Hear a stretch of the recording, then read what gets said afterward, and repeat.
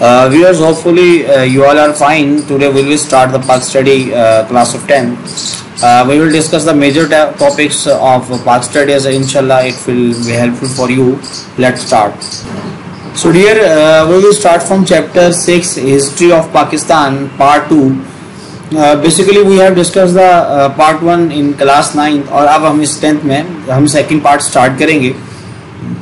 1947 till to 1971 we have discussed in class 9th. So today we will discuss from 1971 to onwards, Imran Khan era. Let's start. अच्छा जी students, हम जुल्फकार अली भुट्टो का era को देखते हैं. जुल्फकार अली भुट्टो का जो एरा है ये 20 दिसंबर 1971 के बाद होता है.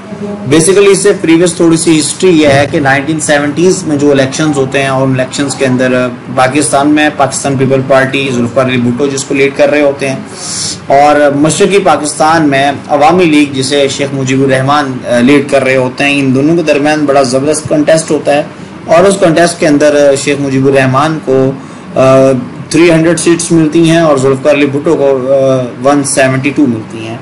लेकिन जो उसकी 300 सीट्स होती हैं वो मशरकी पाकिस्तान की होती हैं और इनकी जो सीट्स होती हैं ये जिस पाकिस्तान में हम रह रहे हैं यहाँ की होती हैं. बहरहाल यहिया खान ने उनको हुकूमत नहीं दी या वट एवर उनके जहन में क्या चल रहा था, ये इसकी प्रीवियस हिस्ट्री है. फिर उसके बाद क्या हुआ कि मुल्क के अंदर हुकूमत नहीं बनी. 1970s का पूरा वक्त गुजरा, फिर 1971 का भी वक्त गुजरा और उनको डिले होता रहा और वो सारी चीज़ें. फिर शेख मुजीबुर रहमान ने मीटिंग की. फाइनली मीटिंग जो थी वो जुल्फकार अली भुट्टो और यहिया खान और शेख मुजीबुर रहमान ये दोनों शामिल थे जो कि ढाका में हुई थी. वो मीटिंग नाकाम हुई. उस मीटिंग के नाकामी के बाद यहिया खान ने सारी की सारी जो फौज थी वो वहाँ उतार दी थी.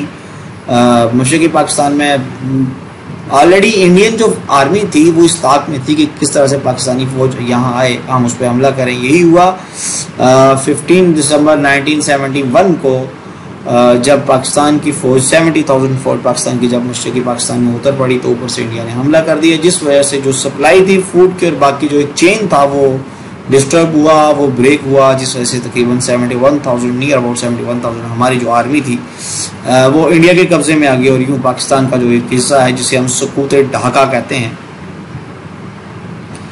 या हम इसे ये भी कह सकते हैं कि जो पाकिस्तान की तकसीम है, division of Pakistan, old Pakistan and new Pakistan के नाम से भी चीज़ें याद रखी जाती हैं. न्यू पाकिस्तान बांग्लादेश और पाकिस्तान जिसमें हम रह रहे हैं.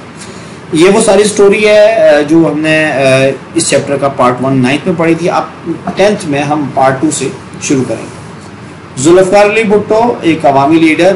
20 दिसंबर 1971 को यहिया खान ने इन्हें पहला एडमिनिस्ट्रेटर बनाया और इस तरह से एडमिनिस्ट्रेटर बनते हुए ये वो first civil martial law administrator थे जो कि 1971 के अंदर ये एडमिनिस्ट्रेटर बने.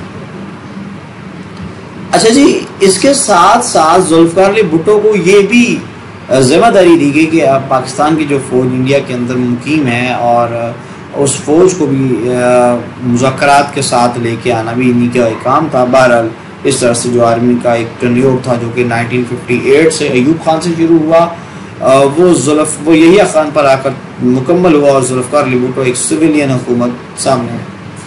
अच्छा जी, जुल्फकार अली भुट्टो जो थे उन्होंने 1971 के अंदर जब उन्होंने चार्ज संभाला तो उसके बाद उन्होंने पहला जो एड्रेस किया और उस एड्रेस के अंदर 20 दिसंबर 1971 ये एक इम्पोर्टेंट MCQs भी आ जाया करता है.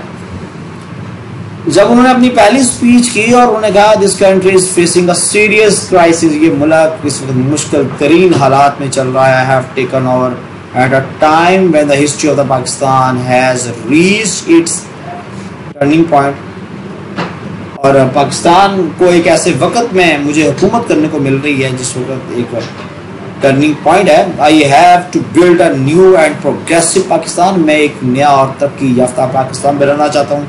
Pakistan which the Quaid Azam dream और जो कायद आज़म तो 12 पॉलिटिशियंस ये कहते हैं. भुट्टो का भी नारा था it's my believe that will be definitely be done और ये सारे काम मैं कर सकता हूँ. बहरहाल ये जुल्फकार अली भुट्टो जो थे ये उनका एक स्लोगन था जो उनकी फर्स्ट स्पीच में हमें नजर आया.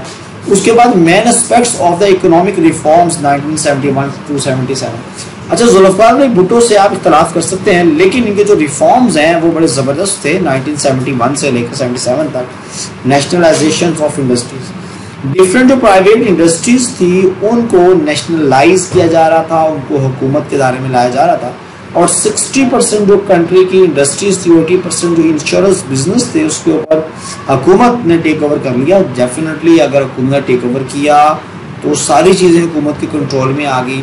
یہ ایک بڑی پازیٹیو چیز تھی, اور وہ 22 فیملیز جو کہ رولڈ کر رہی تھی ان چیزوں کے اوپر ان کو اس سے ہاتھ دھونا پڑا, اور ان کے پاسپورٹ کو بھی ضبط کر لیا گیا ان فیملیز پر, انہیں ملک سے جانے بھی نہیں دیا گیا.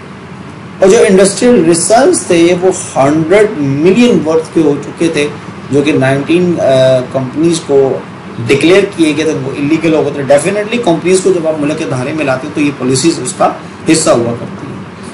بہرحال یہاں تک آج کا ہم لیکچر وائنڈ اپ کرتے ہیں. آپ آگے سیریز کو سنیے گا اور سبسکرائب کیجیے گا, لائک کیجیے گا, اور باقی اسٹوڈنٹس کا بھی شیئر کیجیے گا. نیکسٹ ویڈیو کے لیے جزاک اللہ.